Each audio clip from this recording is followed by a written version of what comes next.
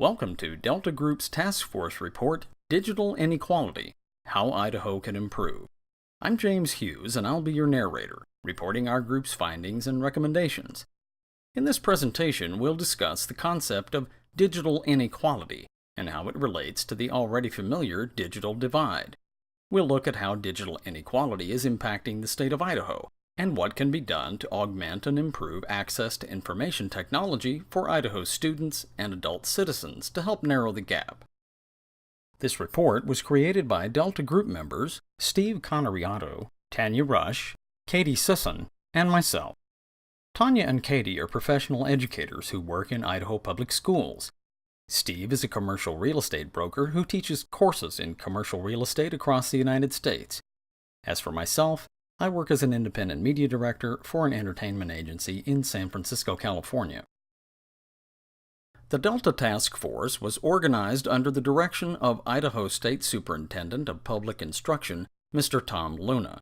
Our charge was to complete 4 major tasks.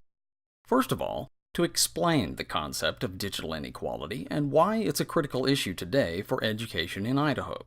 Secondly, to review 7 action items currently recommended by the superintendent. Third, to prioritize these options and to provide justification for the priority we've set for them. And finally, to present and describe additional alternatives that we believe should be considered. So let's begin with the concept of digital inequality and how it contributes to the digital divide. The digital divide is the gap between those people and communities who have access to the tools of information technology and those who do not. On the other hand, digital inequality refers to a person's skill and their ability to make use of available technology. Those who can and do use these technologies are far more likely to make economic progress, while those who do not are often unable to keep up or move ahead, and thus remain or slide more quickly into low-income sectors of the community. So how do we close this gap? Many researchers, such as DiMaggio and Schaefer, have studied those who use information technology in everyday life compared to those who don't, and certain questions come to bear. These researchers have listed 5 measures that greatly influence digital inequality. These include equipment, whether the tools of information technology are available and up to date; autonomy of use, to what extent people are able to use this technology when and how they need to; skills, to what extent people are knowledgeable about how to use computer-based technologies and the internet; social support, whether there are others in the community who are knowledgeable and can offer assistance if and when needed; and the use of patterns, the ability to recognize and make use of the patterns common to information technology overall. It's important to remember that many who have access to such technology may not necessarily have been educated and trained in how to use it. As Barzilai Nahon states, most studies show that training and institutional support help in reducing the gaps. Closer to home, in the year 2000, just over 42% of the residents of Idaho had a computer and access to the internet. By 2006, that number had risen to 66.7%. Most recently, in the year 2010, 72% of households in Idaho had a computer and access to the internet. These numbers are increasing, but very slowly. 7 options to narrow the divide were provided by Mr. Luna's office. Our team prioritized these options with an eye toward creating opportunity for as many Idaho residents as possible, beginning with added support for public school students and disadvantaged communities, and progressing to the wider population, many of whom already have some measure of access. All of these efforts are not likely to be implemented at the same time. Therefore, we recommend an initial focus on options 1 and 2.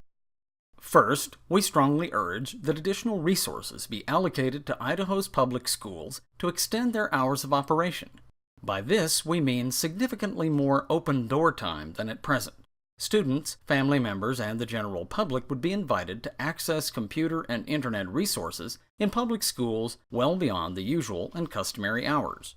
Access would be offered before and after school, evenings and weekends, and during the summer months. Second, we urge that resources be allocated for the creation of training programs for improving digital literacy. This would include organizing and categorizing already existing tutorial resources, both in print and online, as well as offering live, hands-on training and support for those who would take advantage of it. These two recommendations are directly linked. The first offers the tools and the place for digital learning to occur, while the second option reinforces the skills, the what and how of the learning.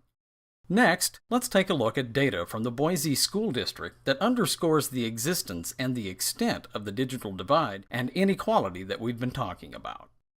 The Boise School District has seen substantial changes in its demographics in the past 2 decades.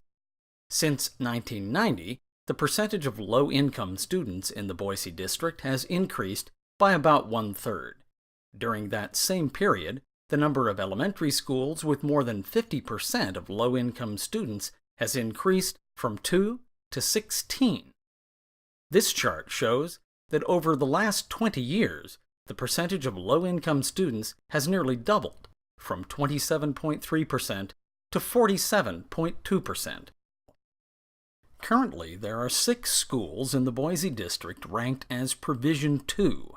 This means that about 80% of the students attending these schools come from low-income families.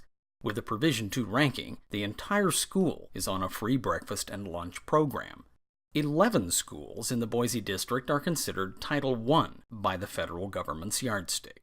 District-wide, more than 50% of the student population is considered low income and in need of assistance.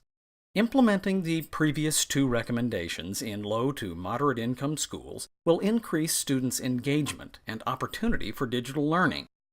Making this technology available to parents and the general public will also help adults to better navigate the demands of Idaho's increasingly technology-driven economy, and as a consequence, they will be better able to support their children and others in their communities. Here are some additional suggestions by the Delta Group on how we might narrow the digital divide. Number 1. Provide a checkbox on the Idaho state income tax return where residents can earmark some nominal amount of their state income tax dollars to improve internet access for the disadvantaged. Number 2. Provide the ability for students to check out a computer from their school library, much like they now might check out a book. Number 3. Partner with telecommunications providers to guarantee sufficient and affordable internet service to disadvantaged communities.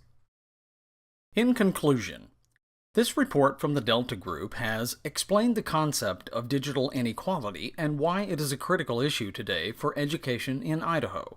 We've reviewed and rank ordered the 7 action items suggested by the Office of the Superintendent of Public Instruction, Mr. Tom Luna. We've prioritized those action items and focused on 2 of the 7 options and provided justification for these priorities. And we've described additional alternatives that we feel would be beneficial and should be considered. We believe that implementing the 2 recommendations we've presented will increase students' engagement and opportunity for learning in an environment dominated by digital information technology. Extending the hours where technology is made available will permit students to expand their literacy in the world of information technology and, as a consequence, promote higher-level thinking and improvements in the wider community. Likewise, creating training programs that support digital literacy would aid those who wish to come and drink freely from this digital fountain of knowledge. We hope that you will seriously consider our recommendations. Thank you very much for your time.